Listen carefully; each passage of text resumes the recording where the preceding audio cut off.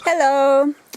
Probably a couple of months ago I made a video where I showed you guys a tour of my veggie garden. That was in July, and I also showed you in that video how I build beautiful vegetable garden soil easily, but I thought I'd make a standalone video for that because, you know, probably some of you guys didn't see that. And so I use 5 main ingredients, okay, to the base soil. Okay, but first of all I just want to show you this. Like, check out that size of that zucchini. Like, that's a monster there, that zucchini plant, and you can see I've got a nice yellow zucchini to pick up. So that, like, I'll show you how I get amazing sized vegetables and plants like that. So, like I said, there are 5 things I do. Okay, so the soil where I live here is sandy up here. It's clayey down the back but sandy up here, okay? So the first thing I do is I dig in all my vegetable scraps into the soil, okay? So, and because I'm a vegan and I eat heaps of fruits and vegetables, I've got heaps of fruits and vegetable scraps, okay? So, for example, this raised bed here, all I do is I just dig a hole with that shovel and I just bury the vegetable scraps. See, you couldn't tell that this garden here is full of vegetable scraps, and I've been burying the vegetable scraps in here and fruit scraps for a couple of months now, maybe 3 months. And I might keep burying vegetable scraps in here for maybe another 2 months, and then I'll let it sit.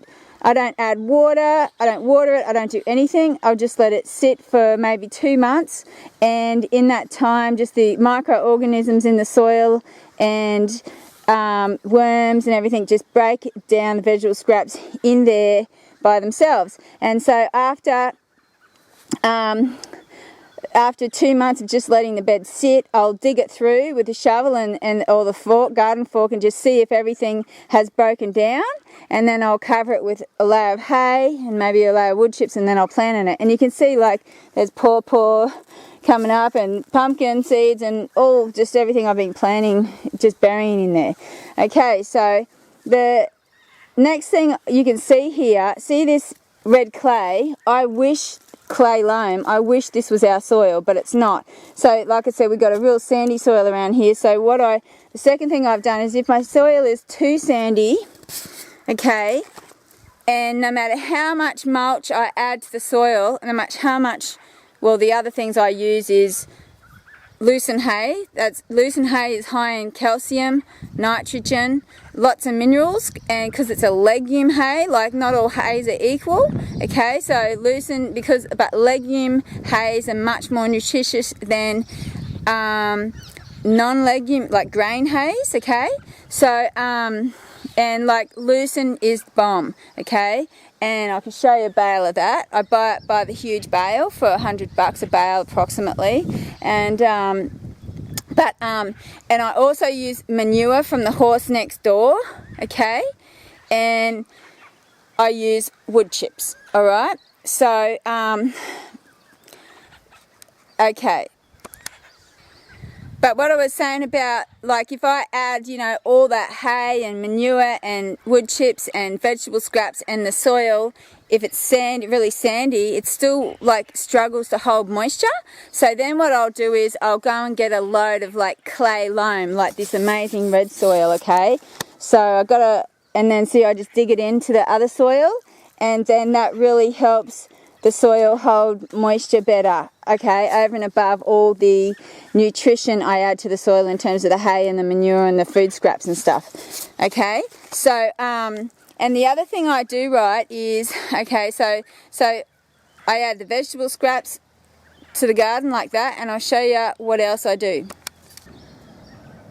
These are the bales of lucerne I buy for $100. Like you can see, I've already been using this one, and there's another one over the back, and this is actually a bale of Rhodes grass. It's not as nutritious, but I've been using it around the fruit trees.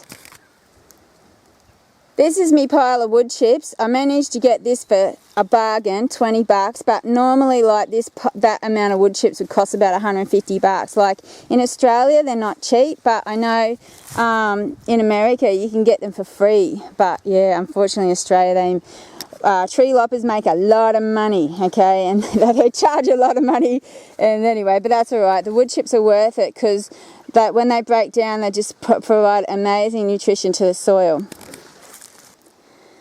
So here's an example how I, apart from the food scraps, how I use the wood chips, the manure and the hay. Okay, so you can see in here some part of the gardens I'm still using, but other parts, like for example here, okay, there's nothing growing. So as soon as I stop growing in that spot, I'll add a layer of manure, a layer of wood chips and a layer of hay, okay?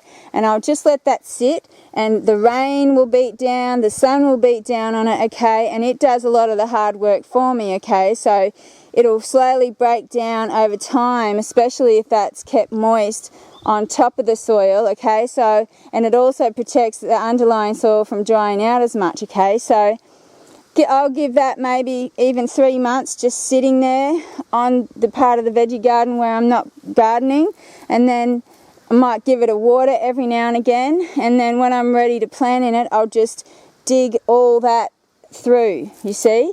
So, you see, and I don't necessarily put it on in a certain order, although I like to keep the wood chips down low because they need to break down, like they take longer to break down. But the point about for me is when I'm using wood chips in the soil, okay, but a lot of people will tell you don't use wood chips in your soil because it robs, as it breaks down, the microorganisms use nitrogen in the soil to help it break down, so it robs your soil of nitrogen.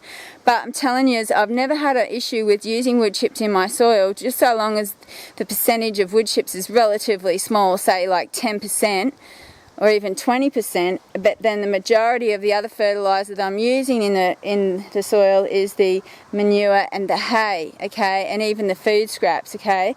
But not everywhere in my garden do I have food scraps, manure, hay and wood chips, okay. Some parts of the garden I might have just food scraps and a bit of hay. You know, here in this garden I never add food scraps actually to this garden. I just use just the manure and the hay and the wood chips, and as you can see, like, these plants don't look like they're lacking in any nutrients, do they, do you reckon? So yeah, so like some people, you know, have like dedicated compost piles where they turn their compost piles and, you know, and then they shovel them from one compost pile to the other. Let me tell you, that is way too hard, too much work, and this works great. It works perfectly. You can see, like I said, my vegetables are all beautiful, and this is the easiest way I've found to do it. So like my compost piles are just parts of my garden that I'm not currently gardening in, see? So yeah, so but let me tell you, like for me, if I could choose 2 out of the 4 ingredients to use, I would use food scraps and the lucerne hay. They're the best, okay, in my opinion, for growing amazing vegetables. And you don't have to wait for the lucerne hay to break down. Like in that other gardening video, I showed you guys where all I did was,